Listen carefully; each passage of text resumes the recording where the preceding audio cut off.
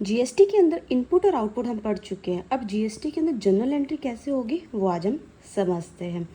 मान लीजिए कि इंटरस्टेट सप्लाई है, इसमें हमने सप्लायर से 10,000 का माल खरीदा है जिसके ऊपर हमने 1800 रुपये जीएसटी पे किया है। जब हम जीएसटी सप्लायर को पे कर रहे हैं तो इसका बेनिफिट गवर्नमेंट हमें फ्यूचर में देती है क्रेडिट के रूप में। तो जिस आइटम का बेनिफिट हमें फ्यूचर में मिलता है तो वो हमारी एसेट बनती है।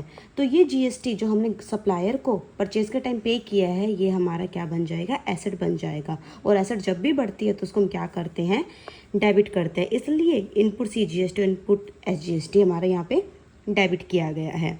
अब फर्दर इसी माल को हम 15,000 में बेच देते हैं, जिसके ऊपर कस्टमर से हम 2700 रुपये कलेक्ट करते हैं। अब ये कस्टमर से हमने जो कलेक्ट किया है वो हमारी इनकम नहीं है, वो हमारी है लाइबिलिटी जो हमें गवर्नमेंट को पे करनी होगी। तो जब भी लाइबिलिटी बढ़ती है तो उसको क्रेडिट किया जाता है। इसलिए यहाँ पे आउटपुट सीजीएसटी और आउटपुट एसजीएसटी को क्रेडिट किया गया है। अब इसकी सेट ऑफ एंट्री देख लेते हैं। जब भी लाइबिलिटी को ख़त्म करना होगा तो हम उसको क्या करेंगे, डेबिट करेंगे।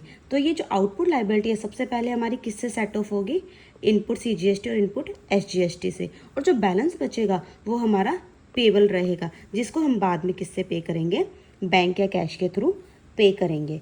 तो सिंपल सा लॉजिक ये याद रखना है कि जब भी हम परचेज़ करते हैं तो जो इनपुट हम पे करते हैं, जो जीएसटी हम पे करते हैं वो डेबिट करेंगे और सेल करने पे जो कस्टमर से जीएसटी कलेक्ट करते हैं उसको क्रेडिट करेंगे।